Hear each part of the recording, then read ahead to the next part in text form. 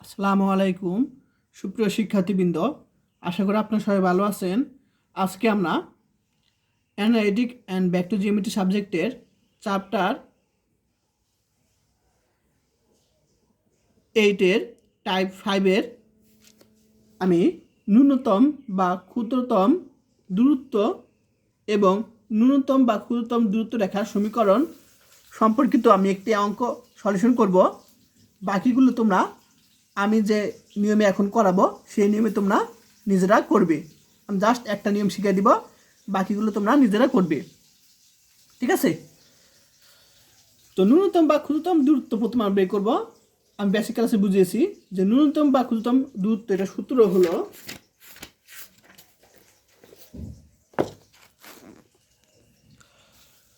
সূত্র হলো তোমার এখানে এটাকে আমরা এসডি দ্বারা প্রকাশ করা হয়, শর্টেস্ট ডিস্টেন্স এসডি দ্বারা প্রকাশ করা হয়। তো ক্ষুদ্রতম বা ন্যূনতম দূরত্ব একই কথা। সূত্র হলো L into x2 - x1 plus M into y2 - y1 plus N into z2 - z1 modulus. এটা আমি বেসিক ক্লাসে বুঝিয়েছি। এখন আমি এই সূত্রের সাহায্যে আমি করব। তো আমি এখন 1 নম্বর সলিউশনে চলে যাই, খাতার মাধ্যমে করব। এটা প্রশ্নটি 21 এবং 22 সালে চলে আসছে, খুবই সহজ।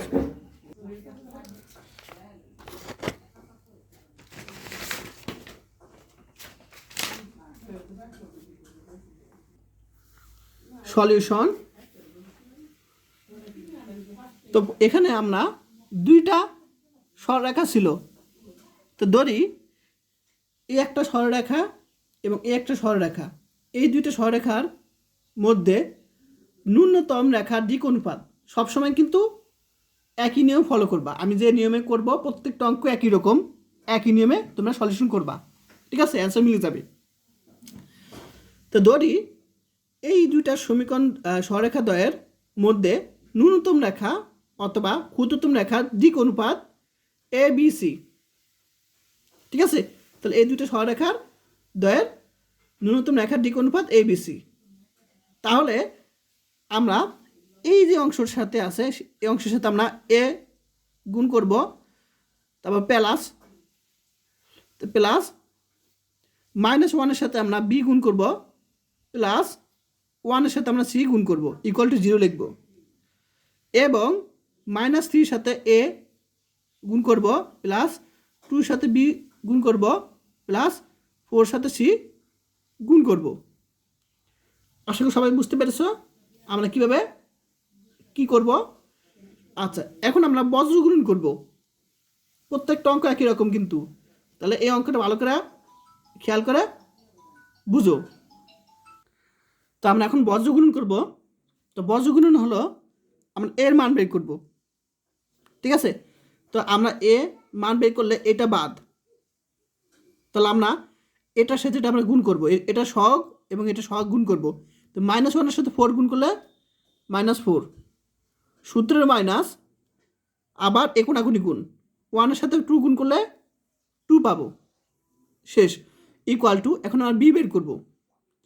তাহলে আমরা যখন বি বের করব তখন এ বরাবর বাদ, তখন আমরা এটার সাথে এটা কোনাকুনি গুণ করব, তাহলে 3-এর সাথে 4 গুণ করলে।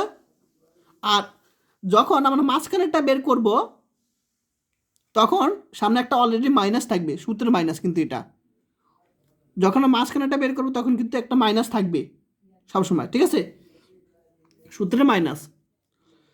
তাহলে যখন বি বের করব তখন আমি এটার সাথে এটা গুণ করব, কত 12, সূত্রের মাইনাস 1-এর সাথে -3 গুণ করব, অর্থাৎ সূত্রের মাইনাস আর এখানে গুণ করলে মাইনাস +3 ইকুয়াল টু, এখানে সি বের করব, তাহলে এটা বাদ, তাহলে এই কোণাকুনি গুণ করব, 6, সূত্রে মাইনাস -1 -3 গুণ করলে 3 পাবো, ক্লিয়ার? তাহলে এই দুইটার, এইটা আর এটার আগে সামনে প্লাস, আর 2 নম্বর এই মাঝখানেরটার আগে হবে মাইনাস, ক্লিয়ার? আচ্ছা, এখন আমরা কি লিখতে পারি? a বাই -6 ইকুয়াল টু, এখানে পাবো minus, B by -15 equal to C by 6 - 3 লিখতে পারি। আশা করি সবাই বুঝতে পেরেছ। আচ্ছা, এখন আমরা এই প্রদত্ত রেখাদ্বয়ের উপরস্থ বিন্দু। তো প্রদত্ত রেখাদ্বয়ের উপরস্থ বিন্দু হলো তোমার এই যে এখানে রেখা দুইটা, তাহলে এখানে রেখা দুইটা, তাহলে আমরা প্রথম রেখার বিন্দু সমূহ, এটা তোমার x1, এটা y1, এটা z1। আমরা একটু দেখাই, এই যে x1 y1 z1। তাহলে আমরা এখানে প্রথম সরেখার x1 y1 এবং z1 কত পাবো আমরা, এই যে এইটা 3 8 3 পাবো। ওই যে তাহলে x1 এর মান 3, a1 এর মান b1 এর মান 8, c1 এর মান 3। ঠিক আছে, তাহলে এটা x1 y1 z1। আবার 2 নম্বর সরেখার বিন্দু হলো তোমার এটা x2, এই যে x2 y2 z2। তো আমাদের সূত্রে x মাইনাস আছে, তাহলে এটাকে মাইনাস করে নিব, অর্থাৎ x মাইনাস -3। ঠিক আছে, তাহলে মাইনাস মাইনাসে +3, তাহলে আমরা এটাকে মাইনাস করে নিলাম। তাহলে x2 এর মান কত, -3। x2 এর মান হলো তোমার -3। আর এটাও সেমভাবে আমরা কাজ করব, তাহলে y2 এর মান কত, -7। এবং z3 এর মান, z2 এর মান হলো 6। z2 এর মান কিন্তু 6, বুঝতে পারছো সবাই? তা আমাদের এরকম x minus y minus z minus আকার আনবো, আর এখানে যা থাকবে সেটা x2 y2 z2 এখানে দ্বিতীয় সরলরেখার। ঠিক আছে, তাহলে আমরা x2 এর মান -3 পেয়েছি, y2 এর মান হলো -7 পেয়েছি, আর z2 এর মান 6 পেয়েছি। জাস্ট বুঝে রাখো তোমরা। তাহলে প্রদত্ত রেখার উপরস্থ বিন্দু হলো, এটা x1 y1 z1, x2 y2 z2। ঠিক আছে, আসলে সবাই বুঝতে পেরেছ? অর্থাৎ আমি এখানে একটু ভালো করে লিখে দিই, তাহলে জিনিসটা আরো কি হবে, বুঝতে সুবিধা হবে। অর্থাৎ আমাদের এখানে কি হবে, x1 y1 z1, এটা কত আমরা 3 8 3, এবং x2 y2 z2 কত, এই যে এটা কিন্তু পেয়েছি -3 -7 6। এখন আমরা প্রথম সরলরেখার দিক অনুপাত লাগবে আমাদের, প্রথম সরল রেখার দিক অনুপাত। তো প্রথম সরলরেখার দিক অনুপাত, তো আমরা এখানে সরলরেখা দুইটা, আমরা জানি দিক অনুপাত নিচে থাকে, এগুলো তোমার দিক অনুপাত। তাহলে যেহেতু সরলরেখা দুইটা, তাহলে এটাকে আমরা a1 b1 c1 ধরবো, a1 b1 c1। তাহলে এটার মান হলো তোমার a1 এর মান কত 3, b1 এর মান -1, c1 এর মান 1, অর্থাৎ 3 -1 1। এবং দ্বিতীয় সরলরেখার দিক অনুপাত তোমরা লিখে নিয়ে এভাবে ডাক দিবা না পরীক্ষার সময়, আমি জাস্ট বোঝানোর জন্য দিলাম a2 b2 c2। তাহলে দ্বিতীয় সরলরেখার, তাহলে a2 b2 c2 -3 2 4। ক্লিয়ার সবাই? আচ্ছা, তাহলে আমি তোমাদের এ পর্যন্ত তোমাদের বুঝাতে পেরেছি। এখন আমি পরবর্তী পেজে চলে যাই। সুতরাং রেখাদ্বয়ের ন্যূনতম দূরত্ব অথবা ক্ষুদ্রতম দূরত্ব দিক কোসাইন এল এম এন হলে এল ইকাল টু, এখানে দেখো খেয়াল করো এই জিনিসটা, এল ইকাল টু এ প্রত্যেকটার উপরে বর্গ হবে এবং রুট ওভার হবে। তাহলে এটা উপর বর্গ করলে কি হবে 36, এটাকে বর্গ করলে 225, এটাকে বর্গ করলে 9, উপরে রুট ওভার হবে। ঠিক আছে, উপরে রুট ওভার হবে। আর L1 এটা L1 প্রথমটার জন্য, L হলো প্রথমটার জন্য, M হলো দ্বিতীয়টার জন্য এবং N হলো তৃতীয়টার জন্য। তাহলে L হলো প্রথমটার জন্য বের করতেছি, তাহলে -6 উপরে দিব। এখন এটা ক্যালকুলেশন করে -6 রুট ওভার 270 পাবো। এখন M এর জন্য সেম, প্রত্যেকটা উপর বর্গ এবং রুট ওভার দিব, যোগ করলে আমরা এরকম পাবো। আর দ্বিতীয়টার জন্য অর্থাৎ M এর জন্য আমরা -15 উপরে রাখবো এবং N এর জন্য সেম, নিচে প্রত্যেকটা উপর বর্গ করবো এবং যোগ করবো এবং রুট ওভার দিব, এটা পাবো। আর N হলো তৃতীয়টার জন্য অর্থাৎ N এর মান 3 বসাবো। এগুলো লাগবে কিন্তু। তো অতএব ন্যূনতম দূরত্ব HD ইকুয়াল টু এই যে সূত্রটা লিখব। এখন এই যে L এর মান পেয়েছি, দেখো LMN বসাবো এবং x2 - x1 আমি কিন্তু একটু আগে বের করছি, ঠিক আছে। এই যে x1 y1 z1 মান, x2 y2 z2 মান আমি একটু আগে বের করছি, জাস্ট মানগুলো বসিয়ে দেবো এখানে, ঠিক আছে। x2 x1 মান বসালাম, y1 y2 yn এর মান বসালাম, m এর মান বসালাম, n এর মান বসালাম, প্রত্যেকটা মান বসালাম, ঠিক আছে। আশা করি সবাই বুঝতে পেরেছো। এখন এই প্রত্যেকটা জায়গা থেকে কমন যায় কি 1/√270 কমন যায়, এখান থেকে আমরা কমন নিলাম। তো থাকবে এখানে যে -3 - 6 কত হয় গুণ করলে এই -6 হবে, -6 গুণ করলে কি পাবো 36 পাবো। সূত্রের প্লাস এখানে কত -15 গুণ করলে 25 প্লাস 3 গুণ করলে 9। তাহলে এটাকে ক্যালকুলেশন করলে আমরা পাবো কত পাবো, আমরা 270 পাবো। এখন মডুলাস কেন দিলাম, সাপোজ এটার মান -270 পেয়েছি, তো যখন মডুলাসটা উঠে যাবে তখন এই মাইনাসটা বাদ দিব, তখন 270 হবে। তো অলরেডি এটা পজিটিভ আছে, তাই কোনো ঝামেলা নেই। আর যদি মাইনাস থাকে তখন আমরা জানি মডুলাসের মধ্যে মাইনাস থাকা না থাকে এক কথা, সবসময় পজিটিভ থাকে, ঠিক আছে। সাপোজ যদি -270 পেতাম তখন এটাকে পজিটিভই ধরতাম, একই জিনিস ধরতাম, মাইনাস থাকলো 270 আর প্লাস থাকলো তো আছে অলরেডি। এখন এটাকে আমরা এভাবে লিখতে পারি, কীভাবে লিখতে পারি তোমাদের দেখিয়ে দিই।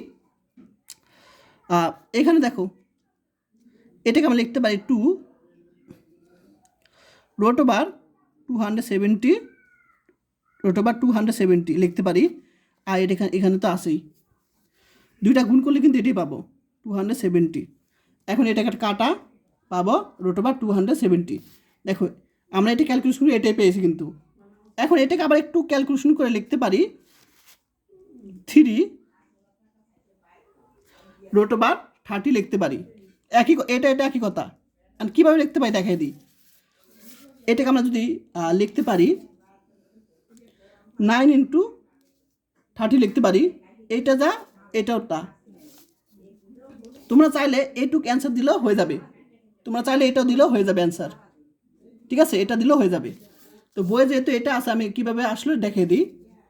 তাহলে এটা উপর √2 দিলে কী হবে 3 লিখতে পারি, তাহলে এটা একই কথা, এটাই অ্যান্সার। অর্থাৎ আমরা বের করলাম ক্ষুদ্রতম বা ন্যূনতম দূরত্ব বের করলাম, এটাই অ্যান্সার।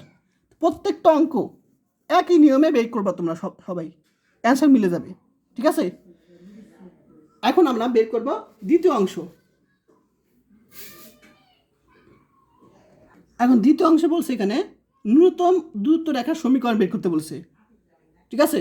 তো ন্যূনতম দূরত্ব রেখা বা ক্ষুদ্রতম দূরত্ব রেখার সমীকরণ নির্ণয় আমি একটা খাতার মাধ্যমে বুঝাবো। দেখো কীভাবে সলিউশন করতে হয় দ্বিতীয় অংশ।